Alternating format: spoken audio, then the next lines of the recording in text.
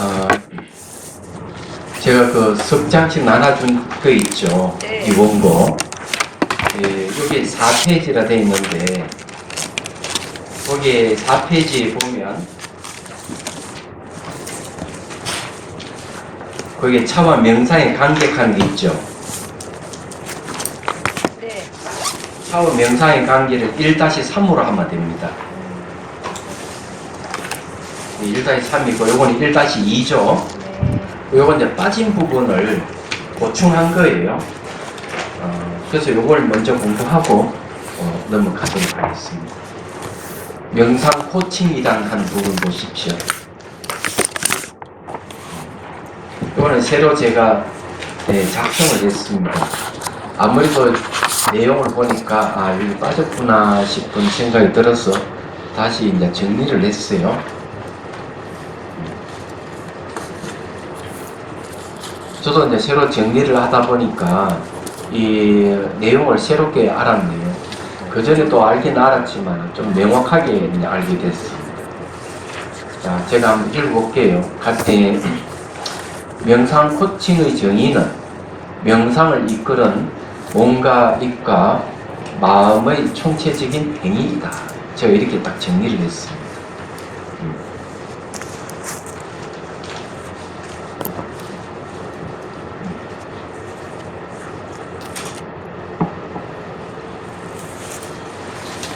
자, 코칭이란 용어는 스포츠에서 사용하는 코치에서 유래합니다. 운동선수를 지도하는 사람을 코치라고 부르는데, 코치의 어원은 마차에서 따왔다.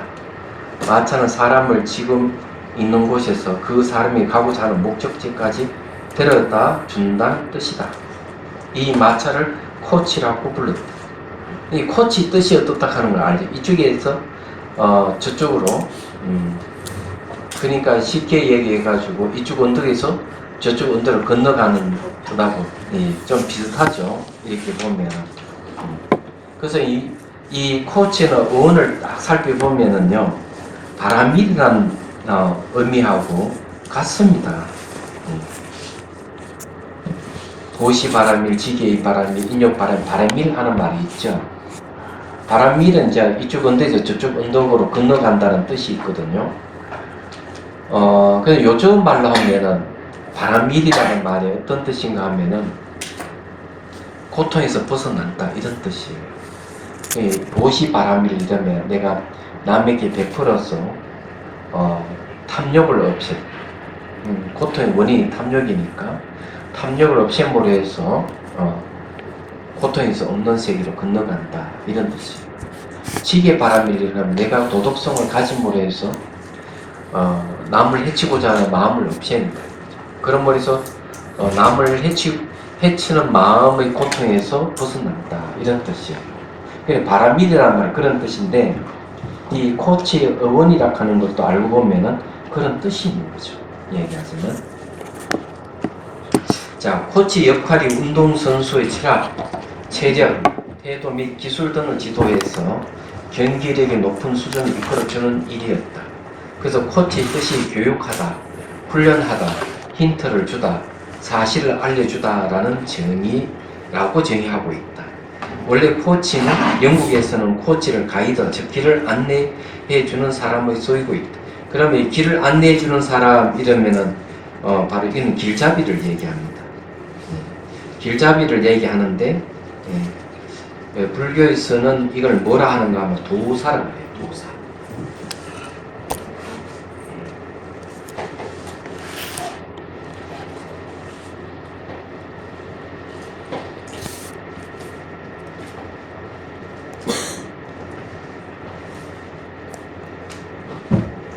길을 인도하는 스승 이런 뜻입니다. 그래서 이 코치라 하는 말 자체를 따져보면은 상당하게 이제 불교 용어하고 굉장히 친숙하죠. 와닿죠. 이렇게 보면요. 그러면 코치는 수행자의 삶에도 명상하게끔 영향력을 주고 잠재력을 향상시킨다. 그리고 집중과 통찰을 이루고 선정과 지혜 그리고 자비라는 잠재 능력이 지금 이 순간 생활에 나타나게 하는 일을 한다. 이 코치가 하는 일이 그런 거예요. 그럼 여기서 이 코치는 바로 이제 여기 말하는 길잡이, 그죠? 또는 도사 이런 뜻이 있는 거죠.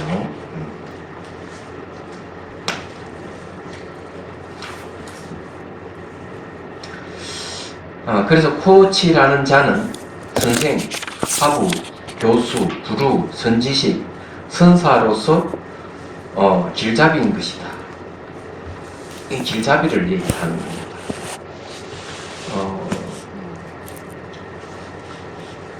그 용어를 이제 내보면은 이 코치라 하는 말은 외국에서 이제 온 것이지만 뭐 선지식이라든지 뭐 이런 말을 쓰면 선사란 말을 쓰면 굉장히 어렵게 와닿잖아요.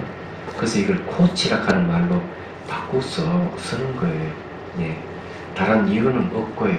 요즘 말로 하는 겁니다. 자, 그 다음에 이제 그 근거를 이제 또 산수 못 걷는이라는 경전에서 명상 코칭에 대한 이야기가 있다. 못 걷는이라는 수학자가 부탁이 찾아가 이야기하기를, 자, 요거는 그냥 말로 할게요. 내용 이런 이야기입니다. 제가 잘 아니까. 그 누가 뭐 그랬대, 느낌을 잘 아니까. 이 산수락한 수학자 이런 뜻이에요. 요즘 말하면 부처님께 찾아가서 이런 얘기를 해요. 저는 수학을 가르치는 사람인데 수준이 낮은 사람은 낮은 문제를 주고 풀게 하고 수준이 높은 사람은 그에 걸맞는 어려운 문제를 내서 풀게 합니다. 그래서 최종적으로 아주 이치 깊은 수학 문제를 풀게 합니다. 당신은 어떻게 합니까? 부처님 당신은 어떻게 합니까? 이렇게. 이 부처님께서 하시는 말씀, 나도 또 그거 같이 한다. 수준 낮은 사람에게 수준 낮은 가르침을 주고 수준이 높은 가르침을 준다. 그리고 최종적으로 열반에 이르게 한다. 열반이라고 하는 건 죽지 않는 거, 불사 이런 뜻이에요.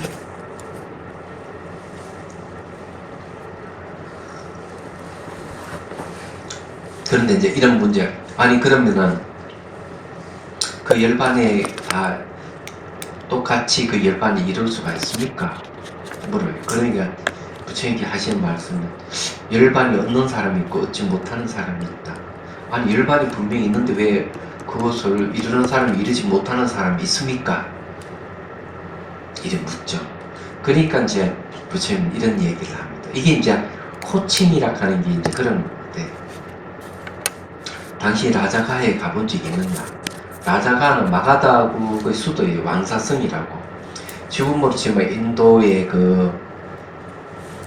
부타가야 그 근처의 큰 도시입니다. 가본 적이 있다고. 그럼 만일에 그 가고자 하는 사람이 길을 묻는다면 어떻게 합니까? 제가 갔다 왔기 때문에 친절하게 그 길을 가르쳐 줄 수 있죠. 그러면 그 묻는 사람이 똑같이 그 왕사성이 다 도달합니까? 라자가에 다 갑니까? 이러니까 갈 수 있느냐니까. 가는 사람이 있고 가지 못하는 사람이 있다. 왜 그러냐? 내가 갔다 왔기 때문에 그 길을 내가 가르쳐준 대로 가기만 하면 다 도달하지만, 내가 가르쳐줘도 엉뚱한 길로 가는 사람은 그거는 뭐 이룰 수가 없습니다. 그건 누구 책임입니까? 이러니까 그야 가르쳐준 사람 책임이 아니고 가르치는 받고 떠나는 사람이 책임이다. 그러니 부처님 하시는 말씀, 나도 마찬가지다. 열반이 분명히 있고 방법을 알려줘서 그대로 하기만 하면 갈 수가 있는데 이러지 못하는 사람은 내 책임이 아니라, 이렇게 얘기를 합니다. 이제 멋진 비유를 들어가지고 설명을 해주는 것이죠. 근데 여기에서 이제 우리가 명상 코칭의 뜻을 알 수가 있는 거예요. 말하자면. 자, 5페이지 보십시오. 그래서 여기에서 이제 첫째, 둘째, 셋째, 넷째까지 네 수로 나눠가지고 제가 설명했습니다. 이 부분을. 자, 5페이지 보면은 산수 목건영경의 뜻은 붓다는 코치로서 가는 길을 분명하게 알아야 한다. 그리고 길을 가리킬 뿐 코치를 받는 수행자는 스스로 해결해야 하고 스스로 이루어야 한다는 것이다. 이것을 속뜻을 풀어보면 속뜻인데 오자가 나네요. 뜻입니다. 속뜻을 풀어보면 붓다의 코치 자격 요건은 4가지를 나눴습니다. 자, 첫째, 열반의 체득이다. 열반은 그친 마음에서 마음이 미세해져야 얻을 수 있다. 열반의 다른 이름은 보리, 법계, 불성, 원각, 본래 면목이며 마음의 본성이기 때문에 무한 가능성과 잠재력이다. 열반이라고 하는 무한 가능성과 잠재력을 얘기합니다. 그리고 이걸 번역하면은 불사, 죽지 않는다 이런 뜻이에요. 자, 둘째, 이제 열반을 처음에는 다 부처님은 열반을 얻었기 때문에 제자들에게 열반을 있는 방법을 가르쳐 줄 수 있겠죠. 자, 둘째, 열반은 모든 번뇌의 소멸이므로 생사를 일으키는 무명 번뇌를 없애는 원인이다. 열반 자체가 생사를 없애는 힘을 갖고 있어요. 그리고 원인이 뜻이 있는 거죠. 얘기하자면, 자, 이를 알고 있는 것이 붓다의 코칭이다. 그래서 고통을 당하게 되면 삶과 죽음의 계름에 벗어나 생사가 없는 불사인 열반의 행보를 얻고자 하는 마음을 일으키는 것이다. 이를 열반의 법력 훈습이다. 생사심은 생사가 없는 마음을 만나면 생사의 마음이 사라지기 때문이다. 또한 마음이 공성이고 법계이므로 이를 연기법이라 하는 것이다. 법은 비법을 없애는 힘이 있다. 이를 마음의 본성이 갖추진 법력이며 번뇌를 없애는 원인인 것이다. 그럼 이걸 누가 가르쳐 주느냐? 붓다가 가르쳐 주는 거죠. 그래서 이건 이제 바로 이제 코치를 해주는 거죠.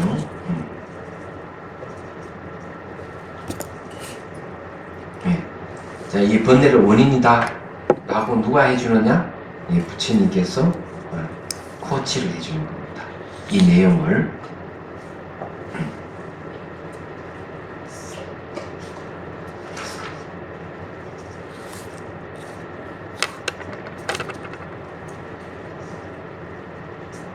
자, 셋째, 마음의 본성이 열반이 이르는 길을 정확하게 알고 있다. 코치하는 사람이 그 길을 정확하게 모르면 안 되는 거죠. 안 그렇겠어? 그 길을 내고 나아가게 하는 것은 법력 훈습이기 때문이다. 왜냐하면 열반으로 통하는 길을 내고 그 길의 장애물을 없애는 것이 법력 훈습이기 때문이다. 훈습이란 말은 영향력을 끼친다 이런 뜻이에요. 법의 힘이라 하는 것은 앞에서 얘기했듯이 내가 괴로움을 당하게 되면 바로 이 법력 훈습이 나오게 돼 있어. 괴로움을 당하게 되면은 괴로움에 벗어나고자 하는 마음이 일어나죠. 그게 법의 힘이에요. 얘기하자면. 그래서 마음의 본성을 알려고 하는 마음을 방해하는 무지와 번뇌 망상을 없앤다. 집중 명상과 분석 명상을 통해 법을 아는 순간 이 법이 번뇌를 없애는 수단이 됩니다. 그래야 선정과 지혜라는 잠재 능력을 이끌어내어 제자의 능력을 극대화시킨다. 그 결과 안과 밖의 모든 장애를 없애고 대자유를 얻게 한다. 여기 대자유를 얻는 게 뭔가 깨달음이에요. 그래서 여기 이제 붓다의 코칭은 또 뭐냐, 세 번째 뜻은 뭐냐면은 바로 이 열반을 얻게끔 해주는 데 있는 거죠. 그게 이제 붓다의 코칭입니다.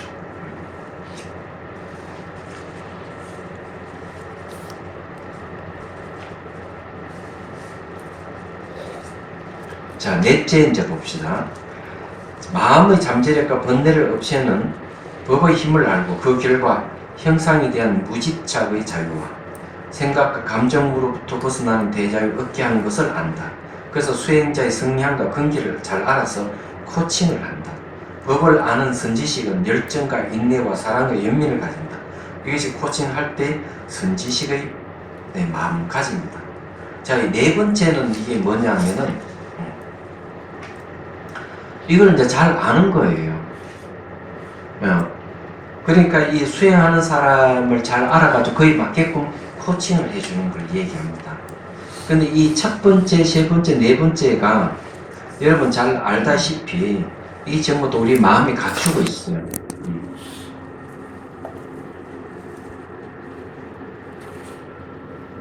그래서 이제 이 내용은 이제 뭔가 하면 내 열반이 있다. 그래서 내 지시에 따라서 수행하기만 하면 열반이 이른다. 이렇게 했을 때 뭘 가리키는가 하면은 너의 본성은 바로 열반이기 때문에 번뇌를 없애는 힘을 갖고 있다는 걸 얘기를 해주는 거죠. 그 문제 해결 능력이 있다는 걸 얘기해 주는 거죠. 첫 번째는 열반이고 두 번째 열반에는 그런 힘이 있다. 세 번째는 그 힘을 발휘해 가지고 대자유를 얻을 수가 있다. 생사가 없는 자리에 얻을 수 있다는 거죠. 네 번째는 뭔가 하면은 그걸 잘 알기 때문에 그걸 코칭해 준다 이런 뜻이 있는 거죠. 얘기하자면은. 그래서 이제 요런 게 이제 여기 이제 부탁 후지 자격 요건이 요 네 가지가 있는데 앞으로 이 네 가지를 이제 잘 얘기를 해줄 거예요. 자, 그 다음 봅시다. 그래서 명상 코칭의 목적은 수행자 자신 스스로의 문제를 발견하게 하고 명상을 통해 해답을 찾도록 도와주는 것이다. 그 결과 수행자가 잠든 능력을 발휘하여 생사가 없는 최상의 가치, 실현 열반을 체득하게 한다. 코치와 코칭받는 수행자의 관계는 코칭인 선지식이 수행자의 수행력을 극대화시키기 위해 영감을 불어넣고 사고를 자극하는 창의적인 프로세스 안에서 수행자와 수평적인 파트너 관계를 맺는 것을 말한다. 그런데 왜 이게 수평적인 관계를 파트너의 관계를 맺느냐 이게죠. 이건 법 때문에 그렇습니다. 법에 대한 얘기. 요거는 법은 평등합니다.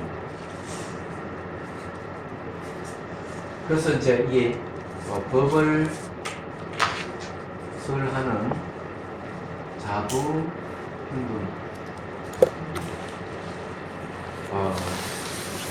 법을 듣는 자부 행동.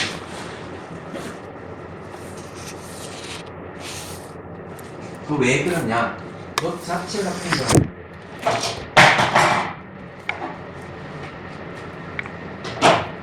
그 여기 이제 법이라 하는 거는 이제 연기법을 얘기하는데 연기라 하는 게 이제 첫 번째는 인과 의존입니다.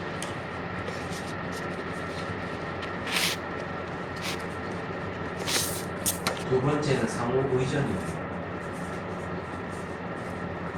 여기에 의존한다 하는 건 평등하다는 거예요. 다른 이유가 있는 게. 그래서 법이라 하는 걸 저렇게 얘기하는데 예를 들어서 얘기할게요. 이 지도하는 사람은 법을 갖고 지도하고 듣는 사람도 법을 듣기 때문에 법은 평등하잖아요. 그런데 법을 가르쳐 주는 사람이 근위직이고 이합직이면 왜 법하고는 안 맞는 거죠. 법이 평등한데 왜 그 법을 갖고 갑질을 한다는 건 있을 수가 없는 거죠. 그래서 어떤 게 있는가 하면은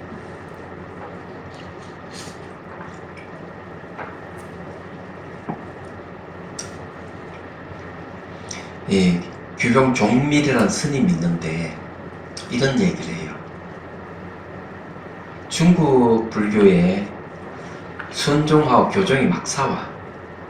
적수로 잘났다고 싸우니까 확 이렇게 우리 스님들은 아무리 도도히 높은 스님이 있더라도 스님을 의지하면 안 된다. 그 스님이 도가 높다 하더라도 그 스님을 추종하는 자들은 항상 패를 갈릴 수가 있다. 그래서 싸운다는 거지. 얘기하자면 폐락하는 말을 아시죠? 예, 폐가 갈려가지고 서로 싸울 수가 있다. 그러면은 스님들은 뭘 의지해야 돼? 법을 의지해야 된다. 법은 평등하다. 그래 사람을 의지하면은 그 스님이 아무리 도덕이 높다 하더라도 폐가 갈리지만 법을 의지하게 되면 법은 평등하기 때문에 싸울 리가 없다. 이걸 얘기해요. 유명한 이야기예요.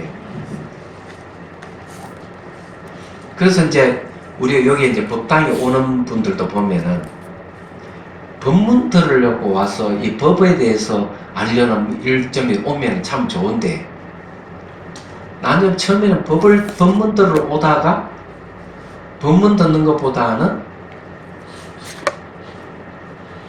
스님이 좋아서 오는 경우가 있어요.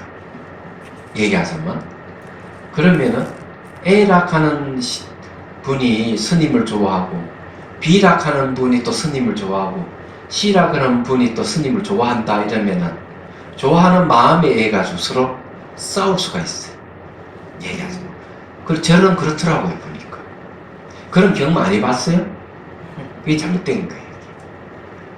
법을 의지하면은 법은 평등하기 때문에 싸울 리가 없는데 스님을 의지하면은 아 스님은 어느 신도를 좋아하고 누구를 좋아하고 딱 이런 마음 나면 이제 쟁탈전이 막 벌어지는 거예요. 무슨 말 이해되시죠? 예. 제가 이거 하도 경험을 해봐가지고 제가 잘 압니다. 제가 자비선사를 창건해가지고 이제 보니까 신도회를 이제 만들었더니 막 싸우는 거예요. 왜 싸우나 했더니만 싸움이 스님 쟁탈전이에요.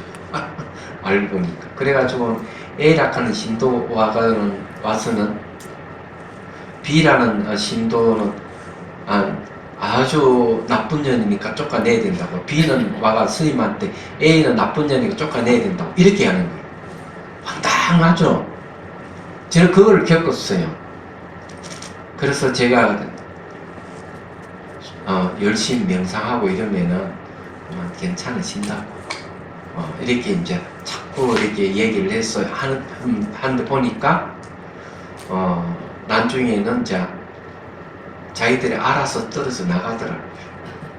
근데 그런 분들은 법하고 아무 관계 없이 그런 일. 그래서 사람을 의지하게 되면은 항상 문제가 발생하는데 법을 의지하게 되면은 문제가 발생하지 않는다. 종밀선사 이 얘기예요. 예. 이거는 절집만 있는 게 아니고 세속에서 똑같다 저는 그래서 생각합니다. 얘기하자면은 그래서 법은 평등하다는 거죠. 그래서 여기서 이제 이 스승과 제자는 이 수평적인 파트너 관계를 맺는 이유가 어디 있느냐 하면은 바로 법 때문에 그렇다.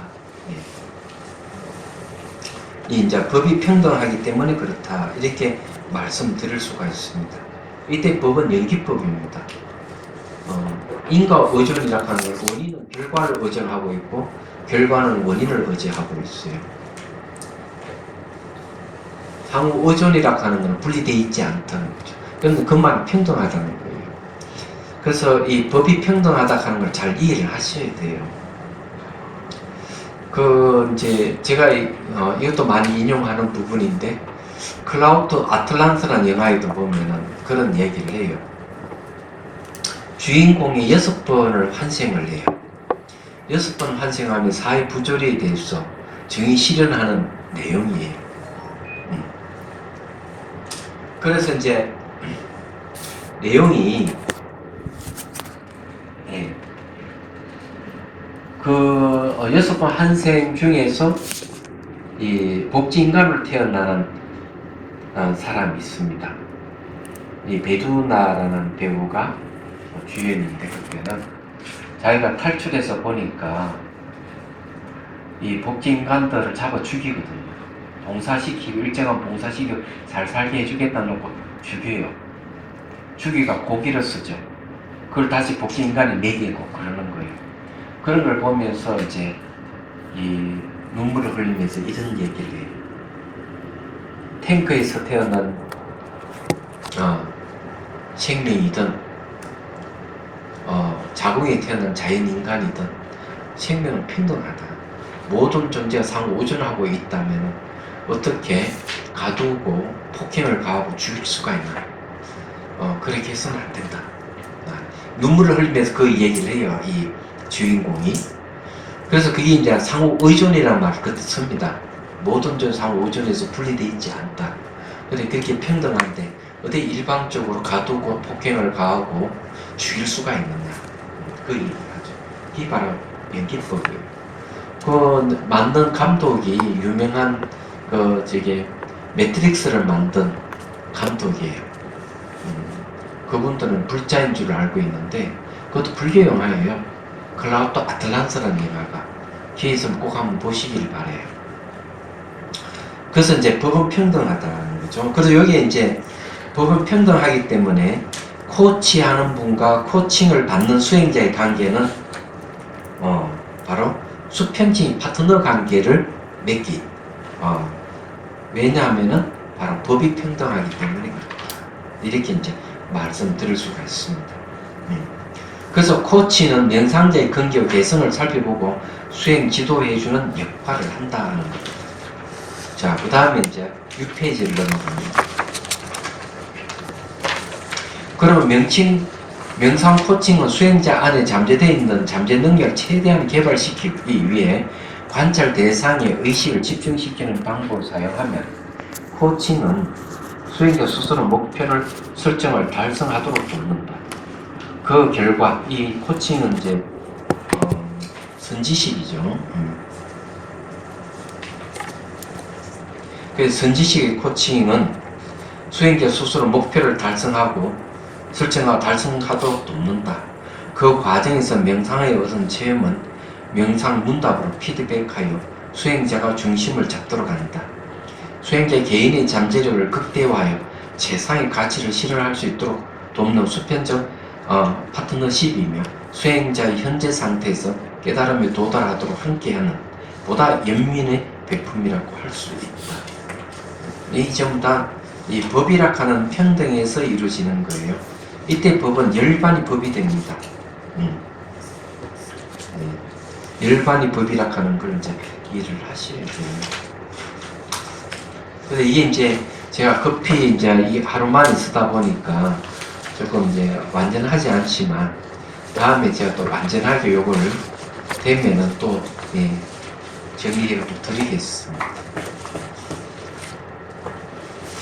자, 대를 보는가 하면요. 8페이지 보십시오. 오늘도 8페이지 할자.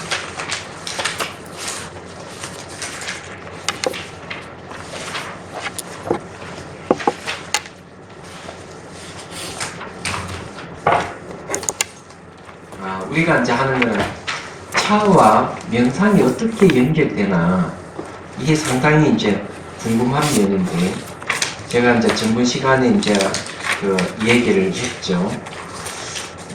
그게 이제 차와 명상하고 관계되는 게 이제 차 속에 있는 성분하고 관계가 첫 번째 관계를 갖고 있다. 두 번째는 차 명상하고 관계된 뇌파와 관계가 있다. 세 번째는 차의 기운하고 관계가 있다.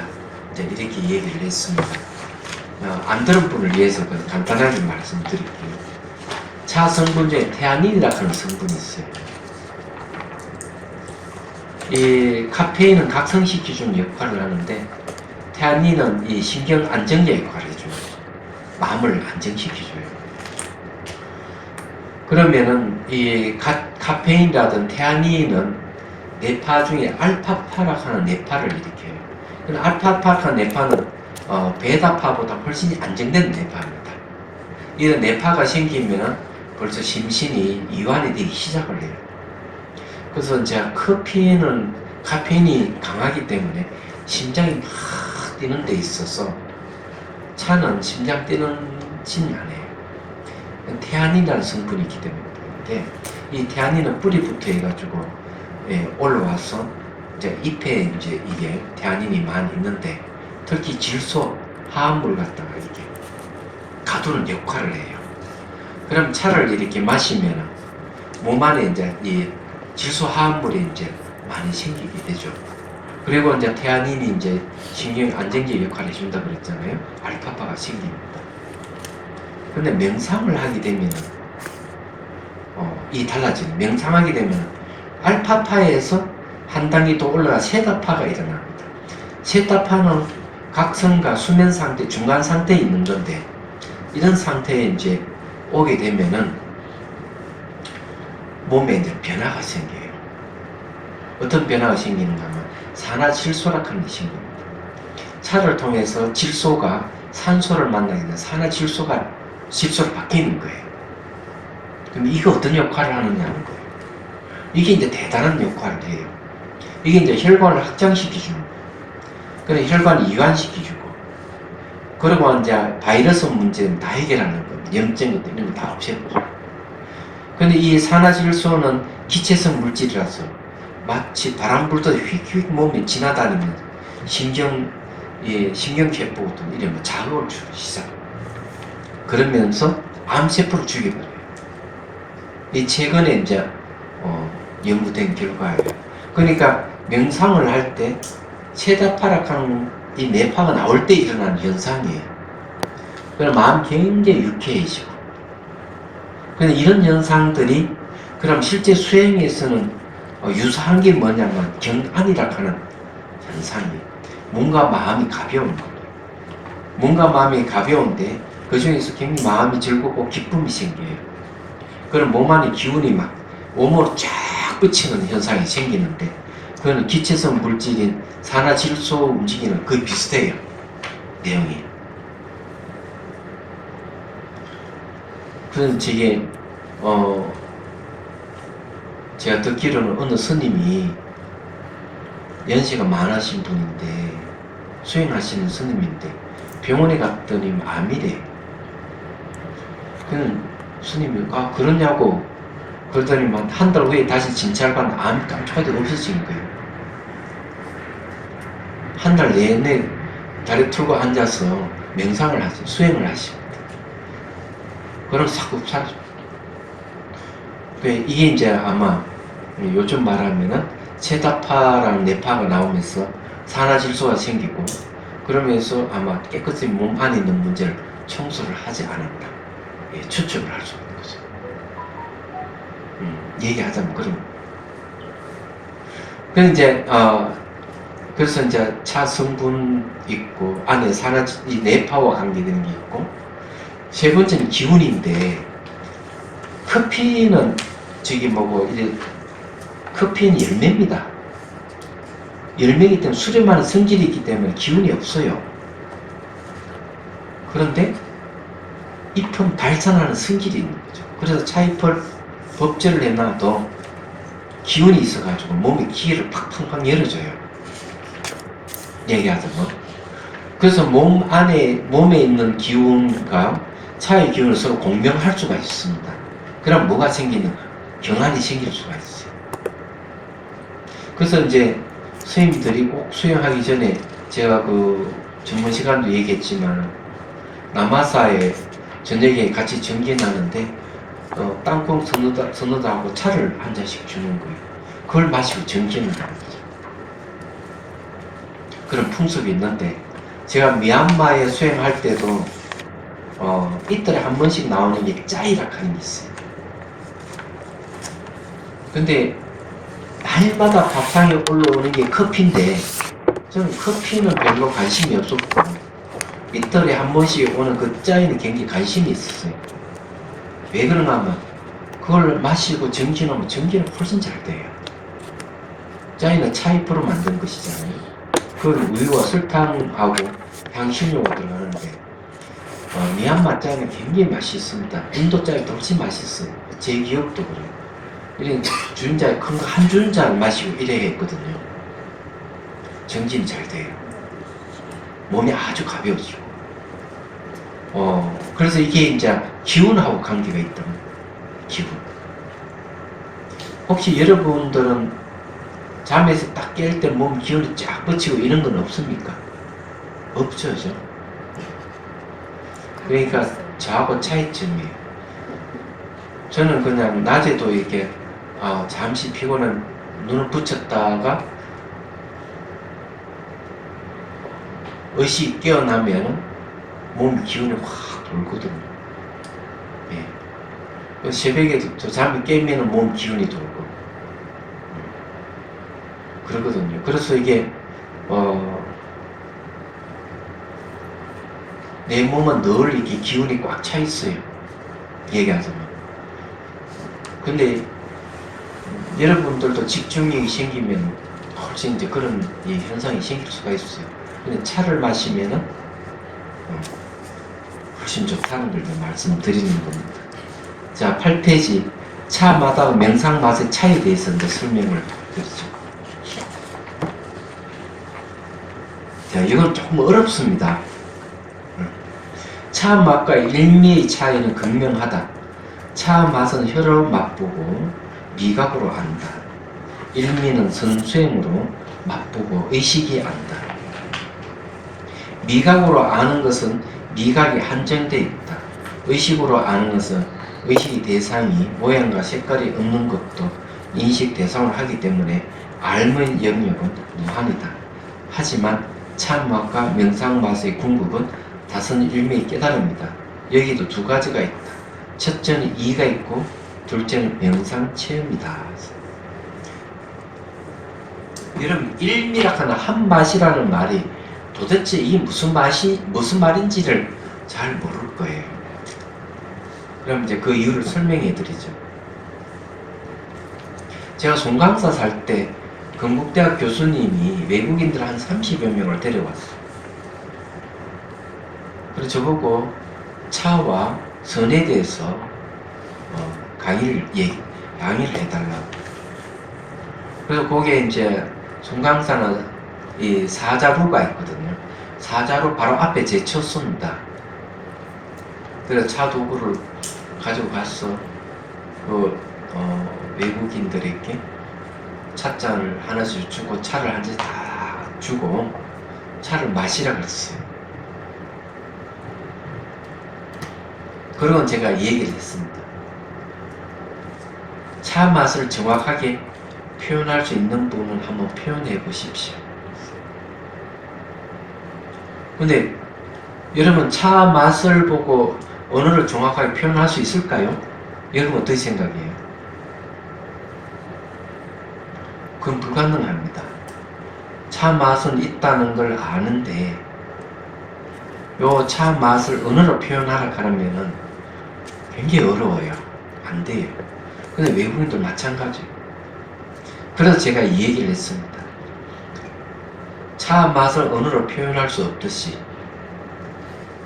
바로 선의 맛도 표현할 수 없는 것이다. 공통되는 것은 서로 표현할 수 없다는 데 언어로 표현 불가능해요. 그게 선의 맛이에요. 그래서 차 맛하고 내 선수행에서 맛하고 서로 공통되는 게 그런 맛이죠. 그러면 선수행에서 얻어지는 맛이 무엇인지를 우선 알아야 됩니다. 차 맛은 기본적으로 5가지 맛이 있죠. 짜고, 달고, 쓰고, 맵고, 감칠을 만나는 거. 요 5가지. 감칠맛이 나는 건 태아닌이라는 성분이 많을 때 감칠맛이 나고요. 카페인은 쓴맛을 많이 냅니다. 그리고 카테킨은 아마 떫은 맛을 낼 거예요. 근데 이런 문제는 커피보다 차가 벌써 맛이 다양하다는 걸 알 수가 있는 부분이에요. 자, 그러면은 내가 선수행에서 얻어지는 맛은 도대체 어떤 것인가 제가 설명을 해드리죠. 우선 말로 하는 게 좋겠습니다. 모든 사물에 공통되는 것을 우리 알 때 그 알을 지혜라고 합니다. 자, 그럼 사물에 공통되는 게 어떤 게 있는가 하면은 한번 보죠. 자, 여러분, 이 찻잔하고 죽비는 공통점이 있을까요, 없을까요?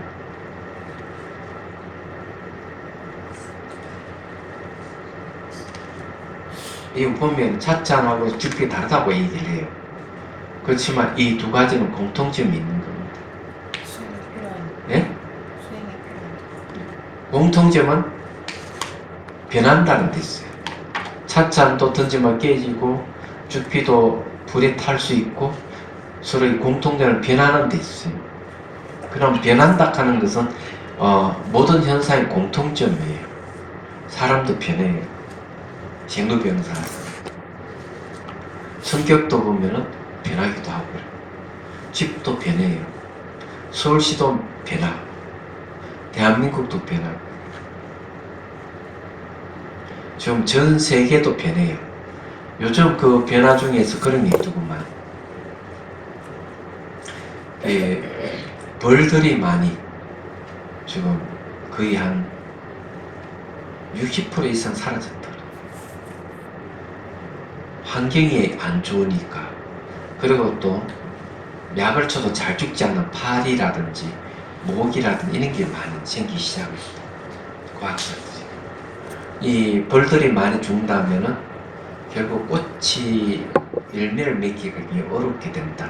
이렇게 얘기하면서 앞으로 식량 대란이 생길 가능성을 조심스럽게 과학자들이 얘기합니다. 이 단어 변하죠.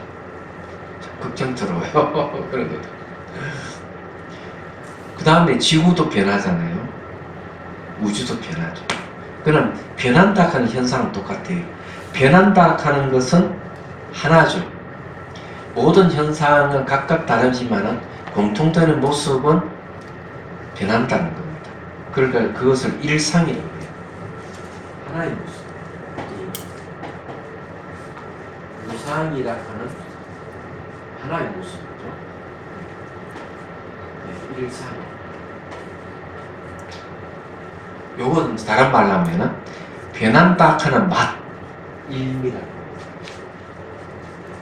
요 맛이라 하는 거는 변한다는 맛을 얘기하는 거예요. 그걸 일미예요. 그럼 일미란 말이 이해가 되죠. 하나라 하는 건 모든 공통되는 걸 얘기해요. 요거는 공통, 일이라 하는 거는 공통되는 걸 얘기해요. 공통되는 현상을 얘기해요. 공통되는 현상이 하나고, 뭐 성격이 변한다 하는 건 맛이. 그럼 다르게 얘기하면 이 찻잔 여러 가지 요소로 이루어져 있어요. 이것도 여러 가지 요소로 이루어져 있어요. 인간도 몸과 마음이 결합체예요. 집도 상호 의존 관계를 갖고 있죠. 서로 요소가 결합되어 있죠. 서울시는 수많은 사람이 상호 관계를 갖고 살고 있습니다. 집도 그렇고, 자동차도 그렇고, 기차도 그렇고. 그러면 서울만 그렇게 해서 대한민국도 그렇고, 전 세계도 그렇고, 지구도 그렇고, 우주도 상호 의존 관계를 갖고, 서로 의존 관계를 갖고 있으면 중력이라는 말을 쓰잖아요. 중력은 이렇게 서로가 끌어당긴다 이렇게 보는데 과학자들은 밀어내고 있는 것이다 이렇게 얘기합니다. 그래서 밤하늘 별들이 점점 멀어지기 때문에 우주는 팽창해 간다 이렇게 얘기하죠. 그래서 상호 의존 관계를 갖고 있다는 거죠. 그러면 여기서는 모든 존재는 상호 의존이라는 한 가지 모습을 갖고 있는 거죠. 그래서 상호 의존은 한 가지 모습을 이래 그러고 이 상호 의존이라 하는 맛이 되는 겁니다. 그 일미가 되는 거죠. 자, 그래서 첫 번째 시간적으로 변하고 두 번째 공간적으로 상호 의존하고 있다면은 내자는 실체가 없는 걸 내자는 실체가 없는 걸 뭘 하는가? 공이라고 합니다. 공. 공은 또 한 가지 맛이에요. 그렇죠? 모든 존재의 공통되는 공이니까 1이고 그 공이라 하는 맛에 당하니까 공이라는 일미를 얘기하는 거죠. 그래서 이제 이게 차 맛 하고 선의 맛 이 선맛 중에서 일미가 있는 거죠. 차 맛은 오미가 있죠. 오미가 있는 거죠. 그러면 이거는 각각 다르기 때문에 이걸 속죄라고 해요. 속죄. 제속적인 진리를 얘기해요. 이건 이제 말과 생각의 영역. 그러니까 말과 생각의 영역이기 때문에 뭘 오미를 얘기하는 거 짜다, 맵다, 쓰다 이런 말을 하는 거예요. 얘기하는 거. 근데 일미는 어때요? 모든 쪽에 공통되는 맛이에요. 공통되는 맛은 시간적 변하고 공간 상호 우전하고 있기 때문에 이건 말과 생각을 떠나있어요. 그래서 이런 것을 진제라고 얘기해요. 진제.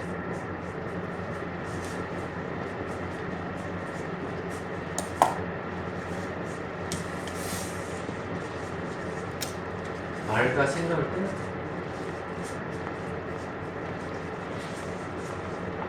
그러면 속죄하고 진제는 현격한 차이가 있는 거죠. 그런데 이제 제가 말씀드리고 싶은 거는 일미와 오미는 뭐가 공통점일까요? 맛이라 하는 공통을 갖고 있는 거죠. 제가 이제 이 얘기를 이제 하고 싶은 거는 어떤 말이냐 하면 차 맛을 통해서 일미를 깨달을 수가 있다는 게 있어요. 차 맛을 통해서. 그래서 이제 다선 일미예요. 차와 선이라는 게 서로 한 맛으로 통합이 될 수 있다는 겁니다. 차 맛을 통해서 일미를 깨닫는다는 말이 정확한 겁니다. 무조건 차 맛과 선맛이 같다 이렇게 얘기하면 오해가 생길 여지가 많습니다.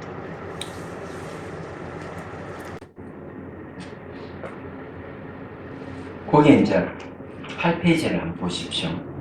8페이지 중간에 보면 첫째 하는 부분이 있죠. 첫째는 이의 뜻은 참맛과 선맛이 다르다. 그러나 일미라는 이 이의 입장에서는 삼라만수 우주 모든 것이 일미이기 때문에 참맛도 일미에서 벗어나지 않는다. 비유하자면 호공이 모든 곳에 들어와여 다 같은 일미로서 호공의 맛이죠. 모두 하는 일에 장애하지 않는 것과 같다. 이건 해심일경이 나오는 내용이에요. 색향미가 있는 것은 음식이다. 참맛도 여기에 해당된다. 다양한 맛이 있지만 오미가 대표적인데 각기 맛은 다르다. 다른 모든 맛과 공통되지 않는다. 하지만 일미는 모든 존재에 공통되는 것이며 본성이다. 삼라만사 우주의 모든 맛이 동일한 일미라는 데에 있다. 그래서 차 맛이 좋다 나쁘다 수준이라면 일미의 뜻을 비유하면 모두 잘 익은 맛난 음식인 온갖 떡과 과일 속에 숙소를 넣으면 더 훌륭한 맛을 내는 것 같다. 근데 이 숙소가 바로 일미가 되겠어요. 그래서 일미는 호응같이 일체 모든에 두루하는 한 맛의 모습이기 때문이다. 하지만 일미를 음식으로 오해해서는 안 된다. 오미가 색향미를 가지고 있는 음식이라면 일미는 음식이 아니다. 일미는 음식이 아니에요. 그래서 이제 이게 이제 전혀 이제 다른 겁니다. 근데 다른데 어떻게 이게 딱 만나는 거죠? 그 다음 이제 진제 속죄에 대한 얘기를 그 다음에 해놓은 겁니다. 자, 9페이지를 넘어가요. 둘째 하나 보죠. 명상을 통하더라 차이가 명확하다. 말하자면 명상의 결과로서도 차맛과 일미는 차원이 다르다.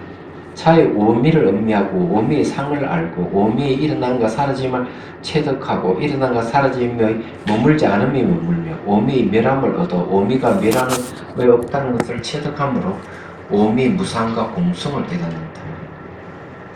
여러분 5가지 맛이라 하는 게 특징이 뭔가 하면 생겼다 사라졌다는 거죠. 일미는 생겼다 사라졌다 하는 게 없어요.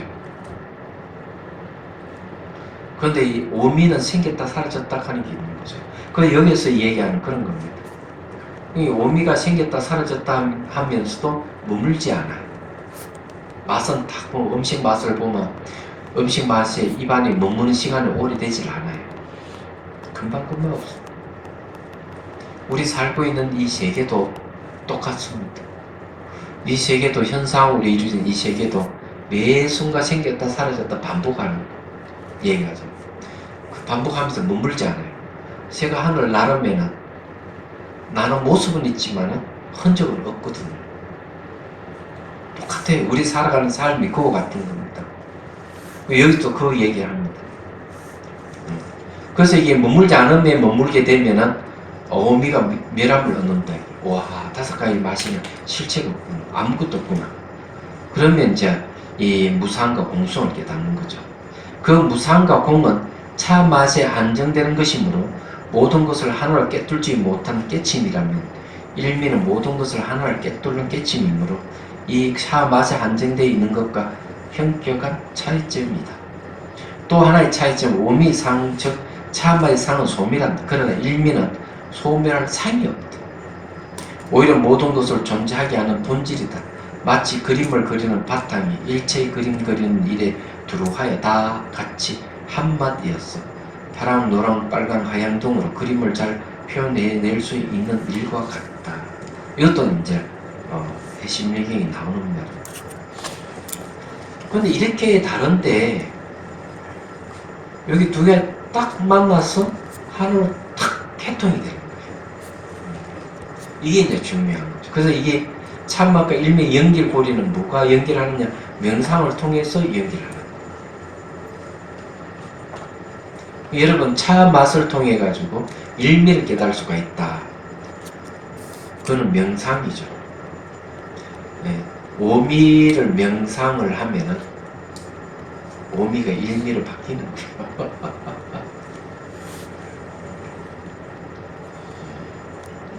자, 그래 그 다음에 이와 같이 차 맛과 일미는 그 차원이 다름에도 불구하고 차 맛이 어떻게 일미와 연결될 수 있을까? 그 방법은 명상이다. 명상 중에서도 말과 생각을 뜻나는 선이 그 역할을 한다. 선의 뜻에는 도의 뜻과 같이 수단의 뜻이 있고 진실 그 자체를 표현한다. 가나선의 경우 모든 공안의 뜻은 말과 생각을 뜻나고 어떠한 견도 용납하지 않는다. 그럴 때 진실은 드러나기 때문이다. 공안이 진실을 드러내는 수단이 된다. 또는 일체 모든 것의 참모습 그 자체를 표현하기도 한다. 이제 공안이라 하는 게 그런 게 이제 공문서죠. 공안은 공문서와 같은 말이에요. 그건 누구에게나 다 통용되는 것이라는 거죠. 그래서 이제 이 공안의 뜻이라 하는 게 이제 바로 화두를 얘기합니다. 화두. 화두라 하는 말과 생각을 뜻난 걸 화두라 그래요. 자, 차를 명상의 수단으로 하면 차 맛을 매결해서 일미를 발견하는 것이다. 즉 일미는 어느 한 사물에만 해당되는 것이 아니기 때문에 차 맛이 또 일미의 진실이 드러난다. 조주순사의 끽닭의 공안이 대표적이다. 말하자면 다선 일미라고 하여 차 맛에게만 일미를 표현하기 위한 것이 아니라는 것이다. 예를 들자면 조사어록에는 한 생각도 일으키지 않는 것은 허물이 있습니까 없습니까? 라고 질문할 때 수미산이라고 답한다. 방아차, 뜰 앞에 잣나무, 개는 불순이 있습니까 없습니까? 이렇게 호떡 등 다양하다.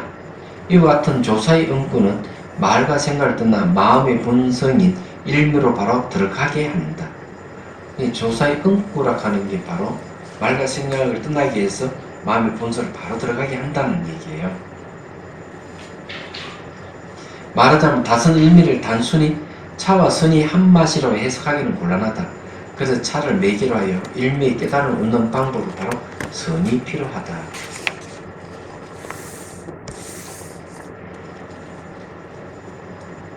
자, 그러면은 이제 차 맛을 탁 보면서 우리한테 그 화두를 들 때 뭐 호떡도 나오고 뜰 앞에 잣나무도 나오고 많이 나오잖아요. 그러면 그 중에 하나를 들어서 얘기를 해보죠. 병 속의 새를 한번 얘기해보죠. 병 속의 새. 거위를 이제 새끼 거를 큰 병 속에 키웠어요. 근데 이놈이 몸집이 커지니까 이 병을 빠져나오질 못해요.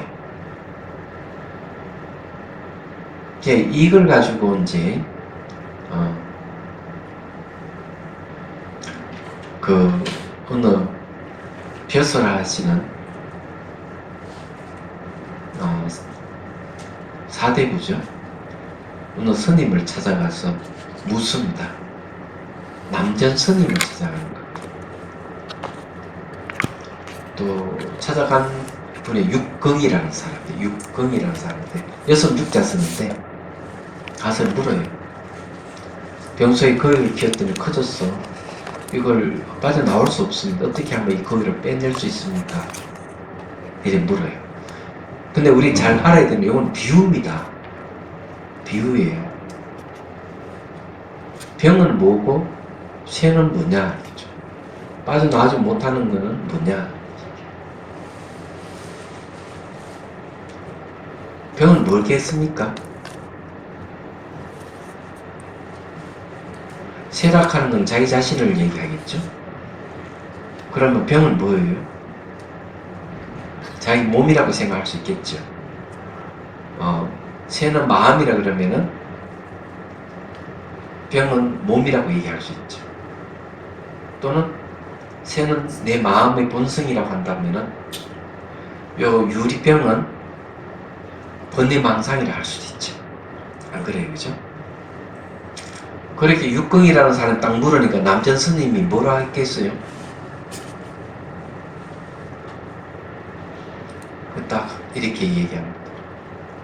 대부, 그 사람 대부 벼슬을 달고 있는 거야. 대부 한 불러요. 그러니까 예? 하고 대답할 거 아니에요? 그러니까 남전 스님이 나왔네? 딱 이래. 어렵게 나오는. 불러서 대답하는 건 마음이잖아요. 불러서 대답하는 마음은 자유로운 거예요. 얘기하자면. 그러면은 이때 이제 병 속의 쇠라고 얘기하는 것은 뭐겠습니까? 공안이잖아요. 알고 보면 하나의 공안이 되겠죠. 근데 이것도 하나의 멋진 코칭이라고 저는 생각을 해요. 남전 스님이 코칭한 거죠. 한 수 가르쳐 준 거죠. 한마디로 얘기하자면. 근데 차 맛도 마찬가지예요. 차 맛, 아까 이 병소의 쇠를 예를 들어 가지고 대부하고 예 하고 대답을 할 때 나왔네 이렇게 이제 얘기를 하잖아요. 그런 병속의 쇠를 얘기하는데 우리는 차를 통해서 요 끽다거나 이런 거죠. 어느 스님이 조주 스님한테 찾아가서 물어요. 찾아왔어요. 저에서 물어요. 자네 얘기 한번 와본 적이 있냐? 그러니까 와본 적이 없습니다. 그래. 자 한잔 하고 가게. 또 다른 스님이 와서 언제 한번 온 적이 있느냐니까 예, 한번 왔다 갔습니다. 그래. 자 한잔 하수 가게. 근데 원주 스님 듣다 보니까 처음 오신 스님도 한번 왔던 스님도 차를 한잔 하고 가라고 하니까 그게 무슨 뜻입니까? 이러니까 그래 너도 차를 한잔 하게. 이랬다. 이 차를 매개로 해가지고 일미를 드러낸 거죠. 얘기하자면. 그런데 이런 이야기는 깜깜하죠. 이거 어떻게 알 수가 있나 이게. 그래서 진짜 조스님 왜 끽다고 차 마시고 가라 했을까 하고 붙들고 그 조서의 은골 붙들고 실험하는 것이 선수행이에요. 한 번에 깨달으면 되는 못 깨달으면은 조서의 은골 붙들고 왜 차를 마시라고 했을까? 처음 왔던 사람이든 한번 왔던 사람이든 원주 스님이든 차를 한잔하라? 이 무슨 뜻일까? 이렇게 붙들고 실험하게 되면 수행이라고. 근데 해석은 가능해요. 얘기하자면. 차를 마시고 가라가 매우 일상적인 것이고 거기에 의미 부여할 필요는 없어요. 얘기하자면.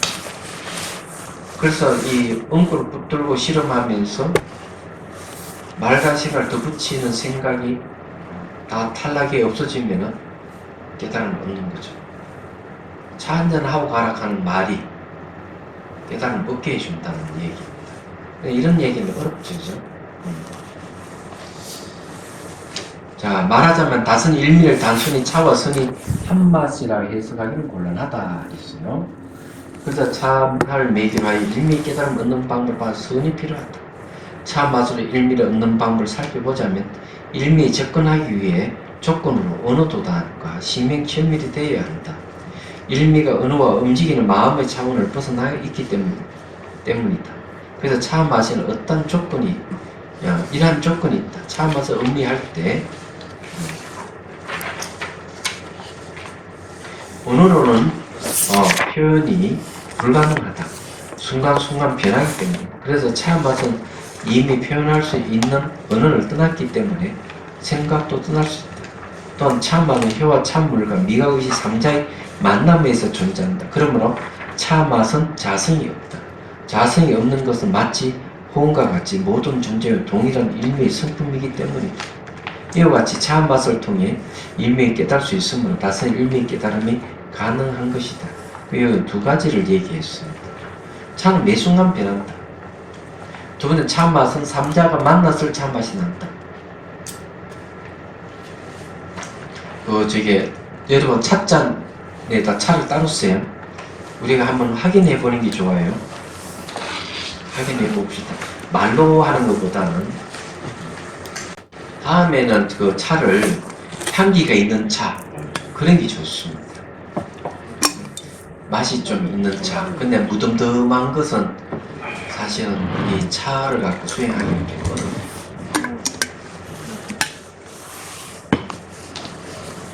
자, 거기에 찻잔 없어요? 다 따랐어요? 예. 네.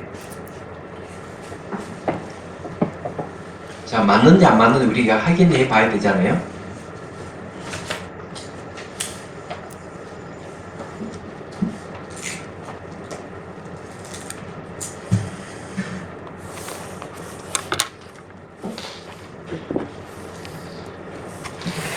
자, 이제 간단한 차 명상을 간단하게 한번 해봅니다.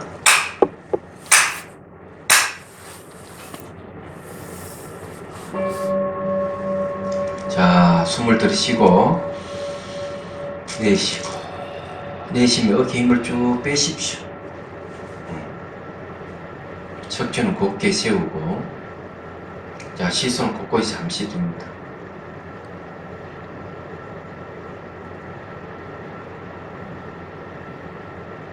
자, 눈앞에 찻잔을 보고, 자, 찻잔을 잡고, 자, 이렇게 두 손을 이렇게 딱 잡고 흔들지 않을 때까지 기다리십시오. 자, 향기를 맡고 맛을 음미합니다.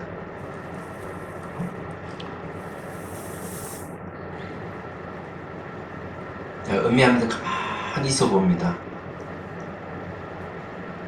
차 맛이 어떻게 변해가는가 살펴보십시오.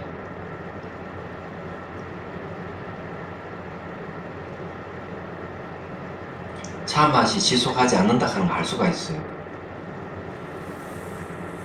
자, 다시 한 모금 마시고요.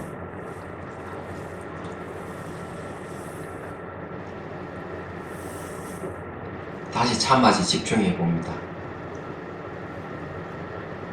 자, 이번에는 맛이 변하면서 머물지 않는 데다 초점 맞춰보십시오.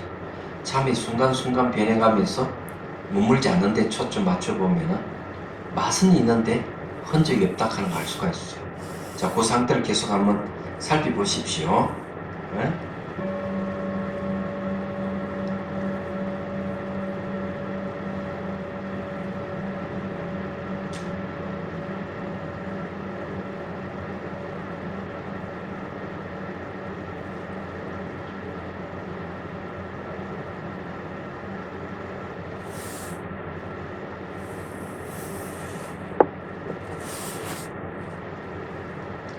자, 이제 찻잔을 내려놓고요.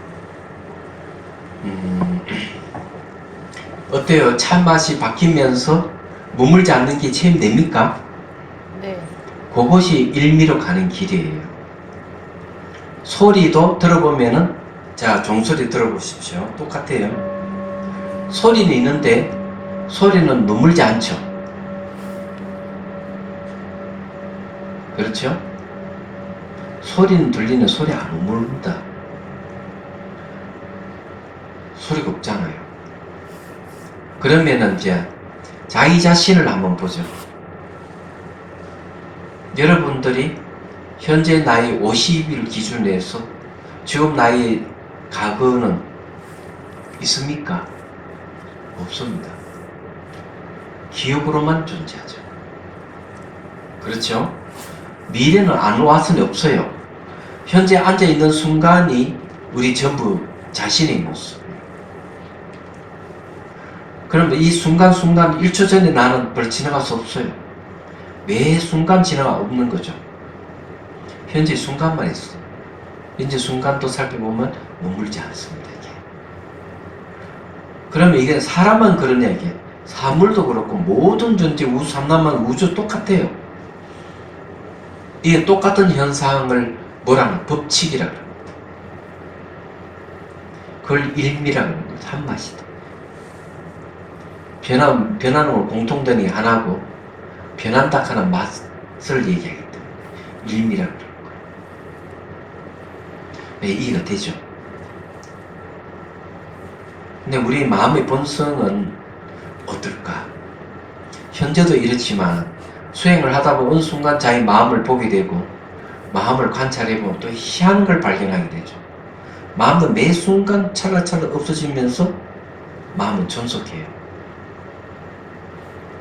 마음이 사라지면서 존속한다? 그럴 때 그걸 체험하게 되면 죽지 않는다 하는 걸 알게 돼요. 우리가 이 차 공부하는 거는 이런 걸 이제 깨닫기 위해서 하는 겁니다. 직접 체험하기 위해서 차 명상을 하는 거예요. 다른 이유가 있는 게 아니에요. 자, 그 다음에 이제 차 맛 사유를 한번 해보죠. 자, 차를 따르세요.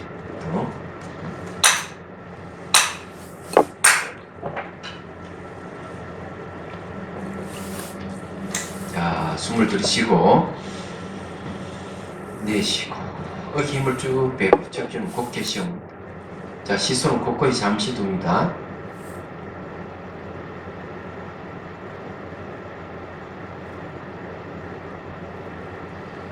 자, 찻잔을 보고요. 자, 잡습니다. 들고 향기를 맡고 맛을 음미합니다.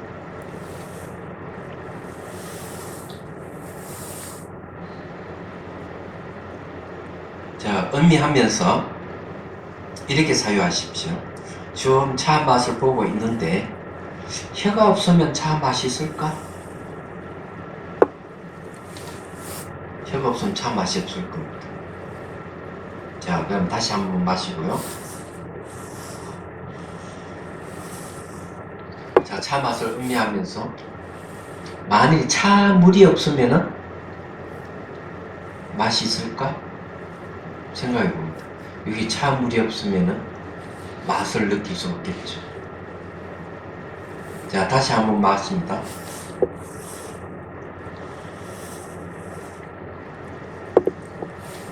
만일에 이 좀 맛을 보고 있는데 맛이 있는데 맛을 아는 미각이 없으면 차 맛이 있을까? 역시 없습니다. 그렇다면 혀와 차물과 미각의식 3자에서 차 맛이라는 게 생겼다 하는 걸 알 수가 있는 거죠. 그럼 이 차 맛은 실체가 없고 변하는 겁니다. 자, 내려놓고요. 이런 사유를 통해서 차 맛은 변한다 하는 걸 알게 되는 거죠. 그래서 여기서 다시 더 넓게 가면은 어디 될까요? 사람도 역시 뭔가 하면은 내 눈이라 하는 감각기관과 대상과 그걸 아는 시각이 3자에 만나서 사물을 인식한다 하는 걸 알게 되는 거죠. 이 마음이라 하는 것도 독립되어 있는 게 아니구나.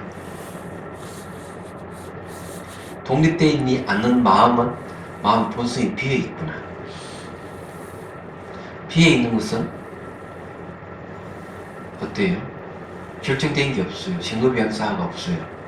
비어있기 때문에. 모양도 없고 색깔도 없는 거죠. 차 맛을 통해 차 맛이 그어갔듯이 나중에 내 마음도 그렇고 이 사물도 똑같이 비어있다 하는 걸 알게 돼요. 그럼 비어있다 하는 거는 모든 존재에 공통되는 거예요.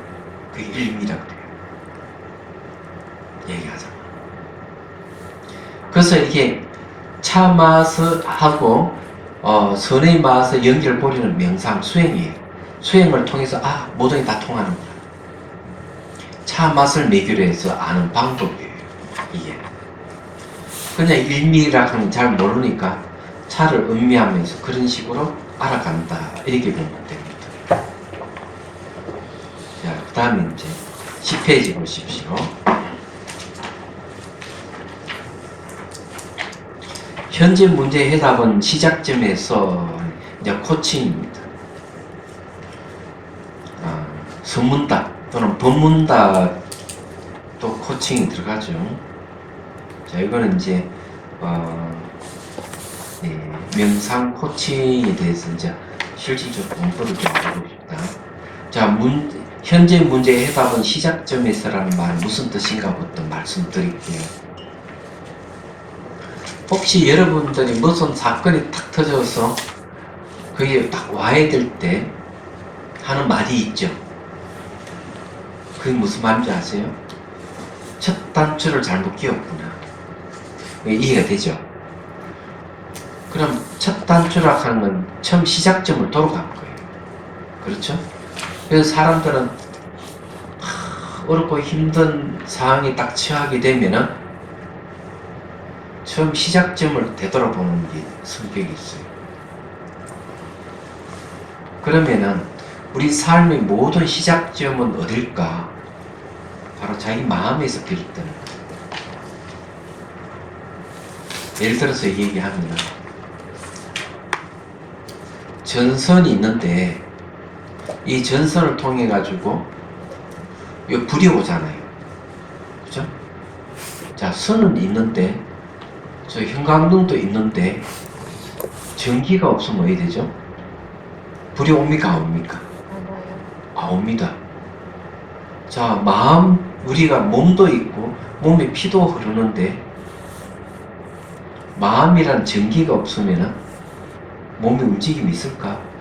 없습니다. 그래서 몸이 몸이게끔 하고 몸이 움직이게끔 하는 것은 바로 마음에 의해서 이루어진다 그랬어요.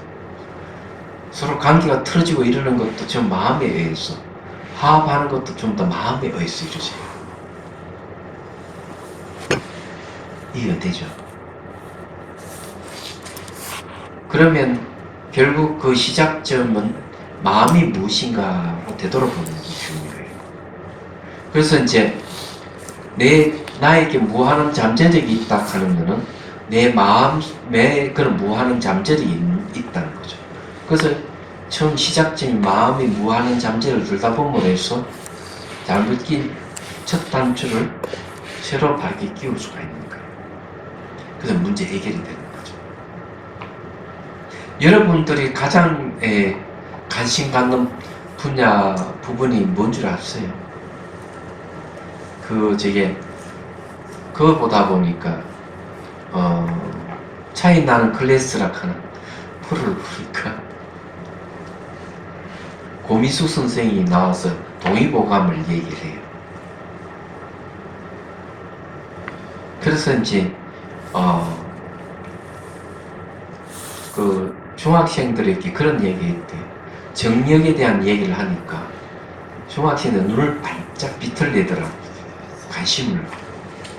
아니, 저희들은 무슨 정력에 대해서 알까? 이랬는데 아니라는 거죠. 벌써 그 14세, 15세, 16세 한 16세 되면 전부 다 어른이라는 거죠. 육체적으로는 완벽한 어른. 예. 그런 걸 다 알아듣는다 이렇게 얘기를 해요. 그런 얘기를 하는데 제가 왜 이 얘기를 하는가 하면은 사람은 가장 관심 갖는 게 젊었을 때는 그런 데 관심을 많죠. 나이가 들어가면은 죽음에 대한 관심을 더 많이 가지게 됩니다. 그런데 놀랍게도 초등학교 5학년에도 괴로움이 무엇인지를 알고요. 죽음이 무엇인지를 알더라고요. 얘기하자.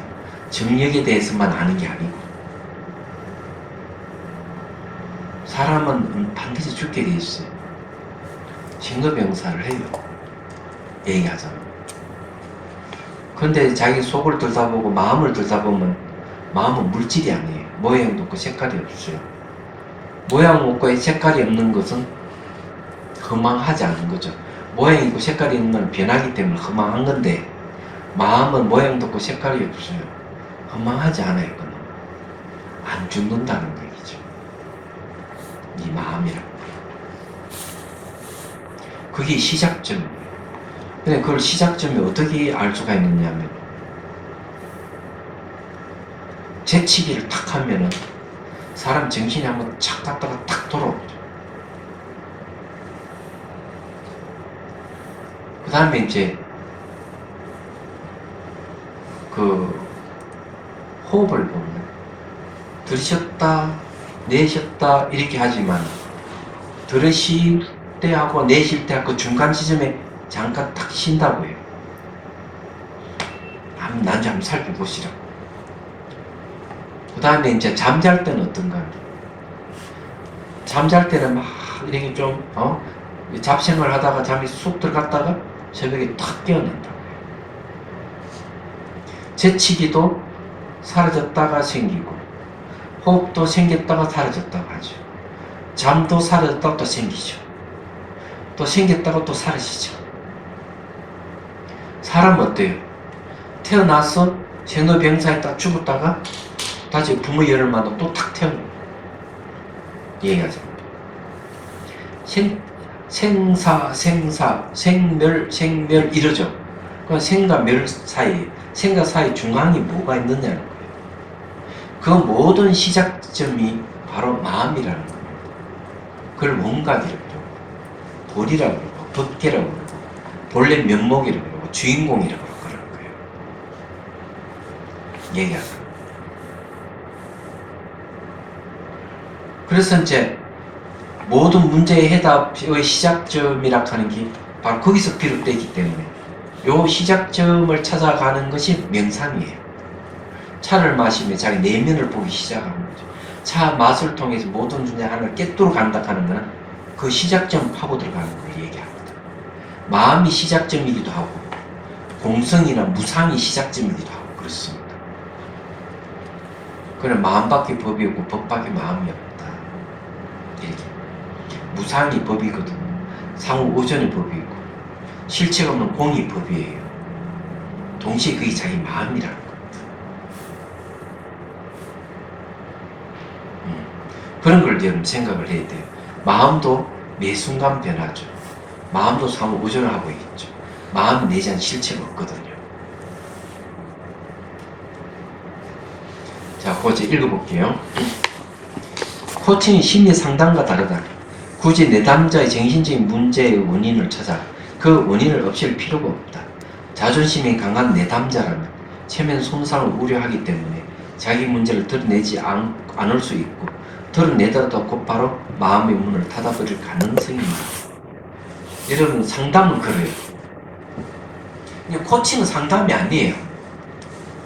얘기하자면 이게 다른 점. 상담은 굳이 그 원인을 찾으려고 노력을 하죠. 내담자에 계속 말을 시키죠.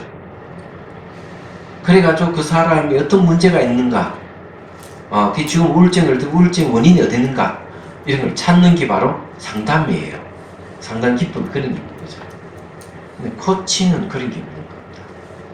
자, 하지만 코칭은 문제의 해답이 이미 자신 내면 속에 갖춰져 있으므로 스스로 자기의 문제를 직시하도록 인도하는 것이다. 명상을 통해 정신적인 성숙이 이루어지면 그걸로 자신을 비춰보듯이 하여 자신의 문제가 해결되기도 한다. 또한 나타나는 현상을 다른 보기 시작하면 지혜가 생겨서 자신의 모든 문제를 다른 볼 것이고 그래야 문제가 저절로 해결됩니다. 굳이 원인을 찾아내고 할 필요가 없다. 법을 보게 하면 돼. 그럼 정신적인 성숙이 일어난다는 거죠. 얘기하자면. 여기 얘기는 그런 겁니다. 다른 말을 보기 시작하면 시기가 생긴다는 거죠. 네, 정신적 성숙이 일어납니다.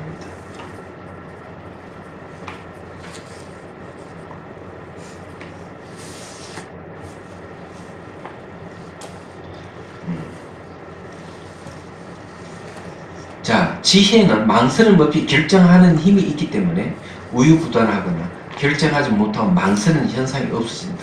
더 나아가 자기에게 갖춰진 무한 능력을 발휘할 수 있다. 자기 삶을 바람직한 방향으로 전환할 수 있다. 또한 창조적 삶을 살아갈 수 있다. 뿐만 아니라 사회적 역량도 생겨서 사회에 도움을 줄 수 있는 역량을 발휘할 수가 있다. 얘기하자면, 자, 이게 무한 능력이 뭐냐는 거죠. 이게. 이 무한 능력이라고 하는 게 바로 마음의 본성을 얘기합니다. 마음의 본성, 바로 그 다르마 법이죠. 다른 게 아니에요. 근데 이걸 왜 무한 능력이라고 표현을 하느냐 하면은 능력을 저해하는, 방해하는 걸 다 없애버립니다. 법이라고 하는 걸, 비법을 없애버리는 거예요. 앞에 제가 설명했듯이. 네, 그런 걸 얘기합니다. 자, 그 다음에 보죠. 다른 말은 모든 현상의 시작점이자 무한 잠재력이다. 문제의 근원적인 것을 보게 하는 것이 참 명상이다. 그리고 다른 말에 이르게 하는 것이 코칭이다. 명상은 있는데 코칭이 없다면 다른 말을 볼 수 있는 능력이 생기지 않게 됩니다. 이 말은 무슨 말이냐면요, 제가 참 안타깝게 생각하는 게 우리나라 명상센터가 참 많아요. 그래서 이 센터에서 명상하고 저 센터에 명상하고 이런 분들이 계시더라고요.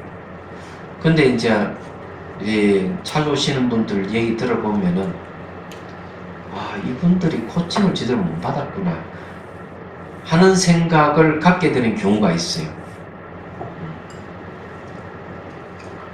그럴 때 이제 제대로 말 한두 마디만 딱 해주면은 그만 탁 그냥 마음이 열리는 거예요. 그런 분들이 많아요. 네, 예를 들어서 얘기하면은 이파산나를 여러 태 했는데도 수행 진전이 없어서 포기해버린 분이 수행하러 왔더라고요. 그래서 딱 한마디만 일러줬어요. 그게 뭐냐면, 당신은 지금 몸에 나타나는 현상을 볼 때 현상을 계속 보고 있으니까 수행 진전이 없지 않느냐. 그걸 세간이파산나다. 현상을 전부 다 감각으로 바꾸어 봐라. 보이는 것도 시각적인 감각이고 소리 들리는 건 청각적인 감각이다. 감각으로 바꾸어 보라. 그리고 그 감각의 매순간 어떻게 바뀌어가는가 보라. 그럼 무상 관찰이 가능해진다. 단번에 알아듣고 그 다음에 바로 일치월장하는 분이 있었어요. 자기 몇 년 동안 따라다니면서 문제 해결해 보려고 해도 알게 주는 사람이 없었다 이거죠. 근데 말 한마디에 딱 해결되는 거죠.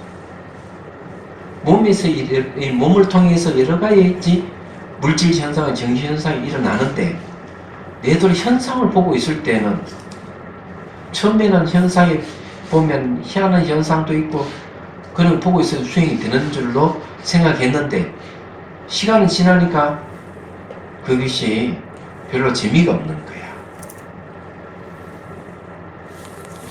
그래서 이제 수행하다가 그만두는 사례가 생기는 거죠. 그래서 무상 관찰해야 된다. 그 무상 변화를 관찰하라 해도 변화를 관찰을 못했던 게 뭐냐면은 그걸 감각으로 돌려서 봐야 되는데 감각으로 돌려서 못 보기 때문에 그렇다.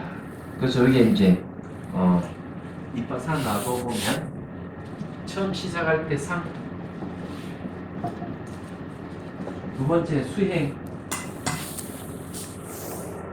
세 번째는 관, 이렇게 보거든요. 그래서 상은 딱 두 가지예요. 물질 현상과 흰 현상을 이런 걸 갖다가 이렇게 보고 있으면 세감이 파산돼. 세는 시간, 가는 공간이 시간과 공간에 제약받고 있는 파산다. 얘기하다. 이건 지혜가 없어요. 근데 상에서 내가 수행으로 들어가려고 그러면 이 상을 뭘로 봐야 되느냐? 전부 다 감각으로 봐야 돼요. 그래, 감각이 매 순간 어떻게 바뀌어가는가? 이걸 이제 무상 관찰. 감각을 무상 관찰하면 비로소 수행이 되겠는 거예요. 그러고는 이제 지혜가 확실히 개발되고 모든 것을 하나 깨뜨려 볼 수 있는 이 신기 얘기하자. 그래서 저게 차 명상은 매우 유리한 게 벌써 차를 맛보잖아요. 차 맛은 감각이거든. 얘기하자. 차 맛을 통해서 진실을 알 수가 있다.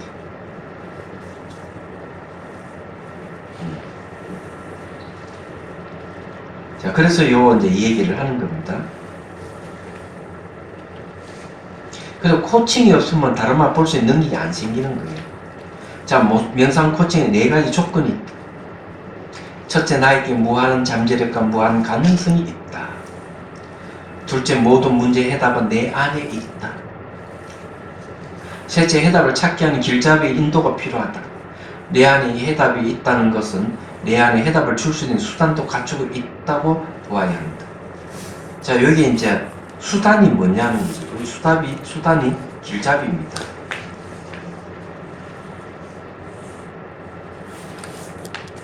길잡이 인도죠. 수단이. 자, 이것을 해결해 줄 수 있는 수단도 내 안에 갖추고 있다. 자, 여기 이제 이 4가지가 있는데, 이걸 해결해 줄 수 있는 수단도 내 안에 갖추고 있다. 수단이죠.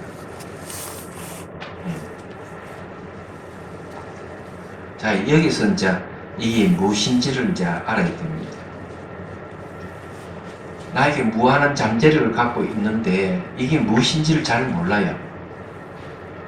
그래서 코칭이 필요한 거죠.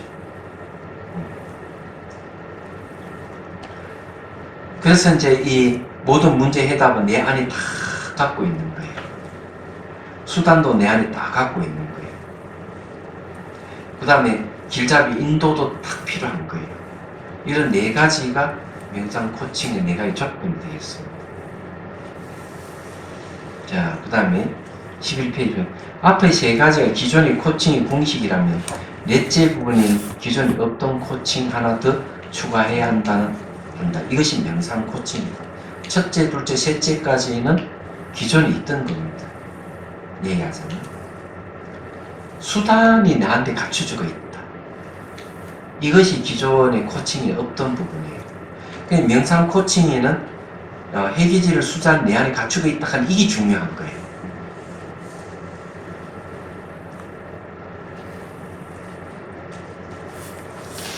그 수단이 뭘까요?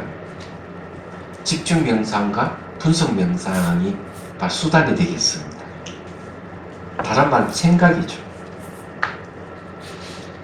생각도 두 종류를 나누죠. 직관과 추론을 나누는데, 직관은 집중 명상하고 관계가 있고, 추론은 분석 명상하고 관계가 있죠.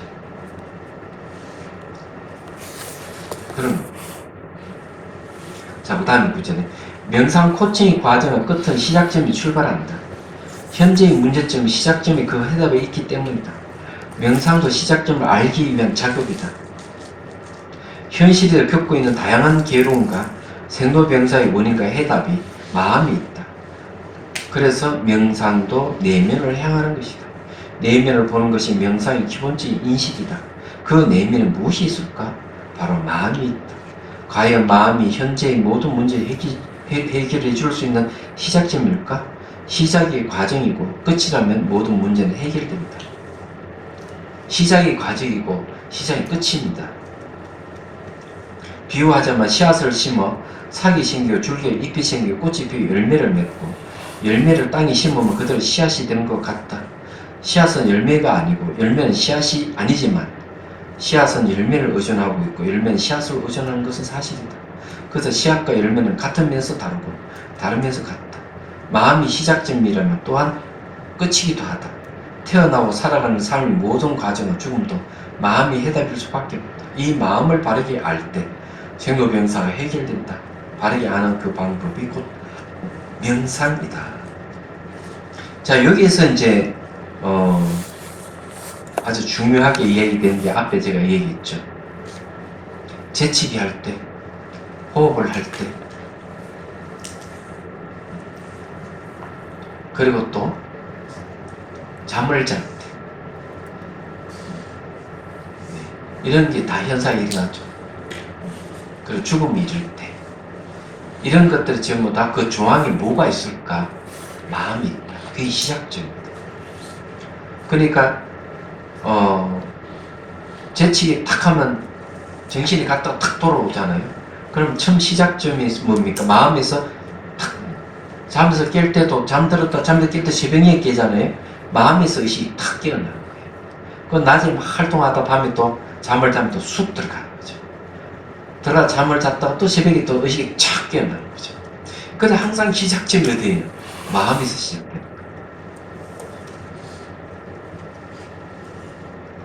그래서 원각경에서 뭐라 하느냐면 허공에 꽃이 피고 하더라도 허공은 바뀌지 않듯이 마음에서 모든 게 생겼다 사라졌다 하더라도 마음 그 자체는 바뀌지 않는다. 그거 안 죽어요. 생로병사가 없어요. 그래서 여기에 이제 내용이 이제 그런 내용이에요. 그래서 여기에 이제 시작점이라 하는 점이 바로 그런 뜻이 있다는 것.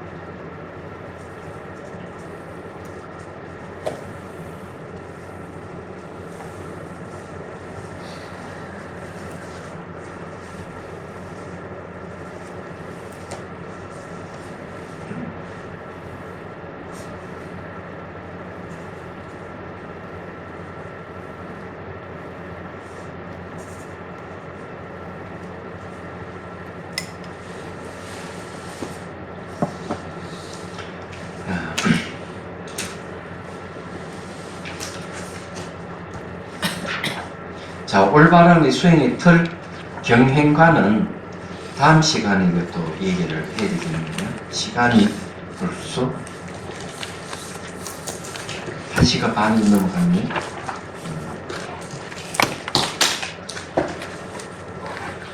질문할 게 있으면 하십시오. 질문 시간입니다. 좀 어렵습니까? 예.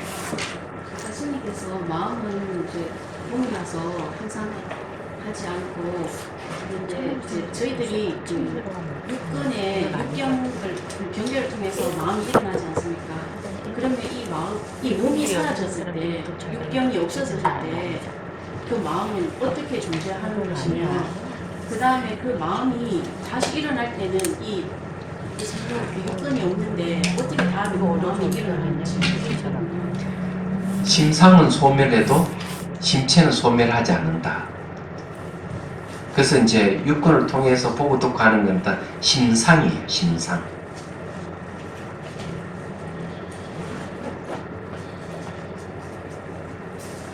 심상.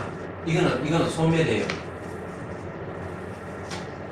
심체가 있어. 심체. 이거는 소멸하지 않아요.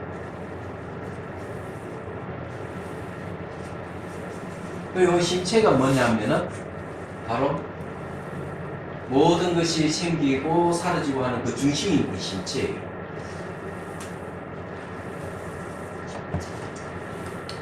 그래서 이제 육체를 다 벗어버리고 마음 상태만 탁 하나 남아있는 게 이제 심체가 남아있는 거죠. 또 부모 연을 만나면 또 이제 심상이 생기는 거고. 네, 그렇게 생각하면 돼요. 그는 비유를 들자면은 물과 같은 거. 물은 외부의 영향을 받으면 물이 출렁출렁하지만 물 자체는 움직이는 성질이 없어요. 파도를 치던 물이든 또 잠잠한 물이든 물의 젖는 성질은 바뀌지 않아요. 그건 이제 대성기신론에서 그렇게 비유를 들었어요. 근데 육체가 사라지면 심상은 다 사라지고 신체만 남는데 만약 다음에 환생을 한다 하면은 뭔가 자극을 하는 뭔가가 있어야지 신체가 그렇죠. 그게 업이에요. 정보를 살아 생전에 자기가 체험했던 모든 정보를 갖고 있어요. 그게 그걸 심상속이라고 그래요. 전찰나가 소멸하면은 후찰나가 또 생기고 후찰나가 또 소멸하면 또 후찰나 전찰로 소멸하면 또 후찰나 또 생기고 계속 이렇게 생멸하면서 계속 이어지는 거예요. 그러면 과거 정보를 부모가 자식에게 재산을 상속시키듯이 정보가 계속 상속돼 가는 거예요. 그래서 다시 태어나는 거죠. 그럼 다시 안 태어나려 그러면은 지혜가 생기면 그 마음 창고에 있던 모든 정보를 다 소실해버려, 없애버려. 그럼 다시는 안 태어나. 얘기하죠. 그렇지만은 부처님은 그런 정보가 다 소실되고 없는데도 불구하고 다시 또 열반에서 마음이 싹 움직였어. 이 세상에 또 오거든. 그게 이제 핵심일경에서 그 얘기를 해요. 중생을 구제하고자 하는 마음 때문에 열반에 들어있으면서도 바로 그 연민심 때문에 마음이 깨어난다. 그래서 이 세상에 중생 구제한다는 거죠. 용수보살은 그런 얘기예요. 붓다는 늘 열반에 들어있으면서 육신을 나타내 중생 구제한다. 깨달은 자는 그렇고 못 깨달은 자는 과거의 정보를 유실하지 않고 계속 가지고 태어나고 죽고 태어나고 죽고 반복하는 거예요. 깨달은 자는 그런 정보가 하나도 남기지 않고 다 소실되고. 근데 실제 수행하는 사람들은 마음이 한 덩어리가 딱 되는 상태로 가요. 눈으로 보든 귀로 보든 같은 마음인데 깨달지 못한 사람은 눈으로 보는 게 다르고 귀로 듣는 게 다른 거예요. 얘기하세요. 그래서 이제 육군으로 인식된 걸 통해 가지고 희노애락을 느끼고 이러는데 수행자는 눈으로 보거나 귀로 듣는 같은 마음이 있는 동요가 없어요. 그건 능경에서 그 얘기를 하죠. 말하자면. 그래서 사물을 보는 것도 굳이 눈을 통해서도 안 볼 필요가 없는 거예요. 그게 심안이라고 그러죠. 마음의 눈은 꼭 육안을 통하지 않더라도 보고 하니까. 눈을 감고도 이 사물을 볼 수 있다면 심안이라 했잖아요. 그런 거예요. 그래서 심안은 그런 육근을 근거해서 사물을 보는 게 아니에요. 수행하면 그런 현상이 생깁니다. 얘기하던 거예요. 마음 자체가 보는 성질이 있어서 그래요. 제가 얘기했잖아요. 제가 이렇게 앉아있어도 강화문도 보고 요 주위도 보고 서울역도 보고 내가 간 곳은 다 볼 수가 있어요. 다 볼 수 있는 거는 기억력에서 보지만은 육안으로 보는 건 아니거든.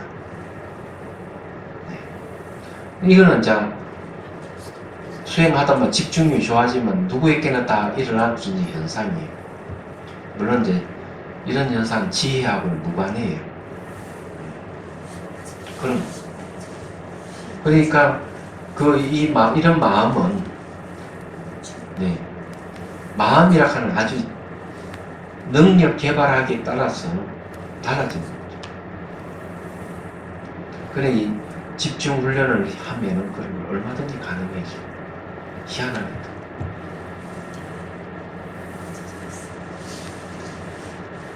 그래서 이제 이 내용이 이제 그런 내용이다. 자, 이렇게 이제 보시면 되겠습니다. 또 다른 질문 없습니까?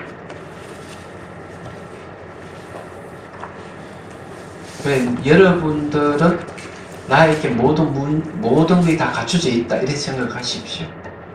얘기하세요. 예를 들어서 얘기하면 그 수행자 중에서는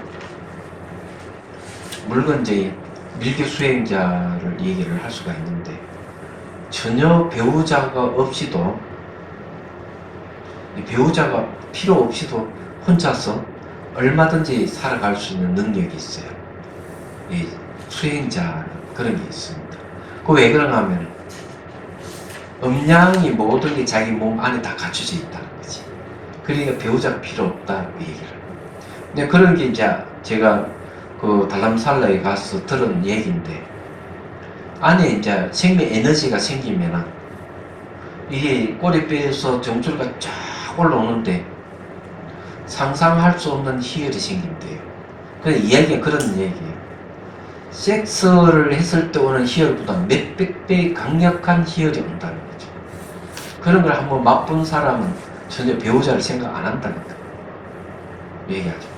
내 안에 자기가 안에 갖춰져 있다는 거죠. 이제 그래서 이 락공불이라고 그래요. 그 희락과 비는 공은 둘이 아니다. 그래서 이게 공성을 모르는 사람은 그런 거 생기면 그만 거의 치에 넘어가지만은 공성을 잘 알고 있는 이는 그런 어떤 기쁨이라든 즐거움, 쾌락이 일어나더라도 거기에 휩쓸리지 않는다는 거죠. 그래 락공불이라는 말을 써요. 그런데 이제 배우자가 필요 없다는 그런 얘기를 내가 들은 적이 있어요. 그럼 자기는 다 갖추고 있다. 뭐가 필요하냐 말하자면 이제 그렇게 이제 얘기를 하거든요. 그런 거 아니더라도 마음은 상상할 수 있는 능력이 있는 거예요. 개발하기 이하에 달려 있어요. 대개 이제 마음의 능력은 어디서 오는가 하면은 집중력이 있어요. 집중이 좋으면은 상상할 수 없는 능력이 막 생기는 그런 것 중에 하나가 신통이에요. 신통. 사람 마음을 읽어내는 다심통, 멀리 있는 거 가까이 보는 천함통, 신들이 얘기하는 거 소리 듣는 천이통, 몸을 막 변화시키는 신죽통, 과거 전생을 아는 성명통, 이런 거예요. 근데 이런 건 전부 집중력에서 오는 거예요. 얘기하자면. 그렇기 때문에 이 마음을 개발을 어떻게 하느냐에 따라 달라져요.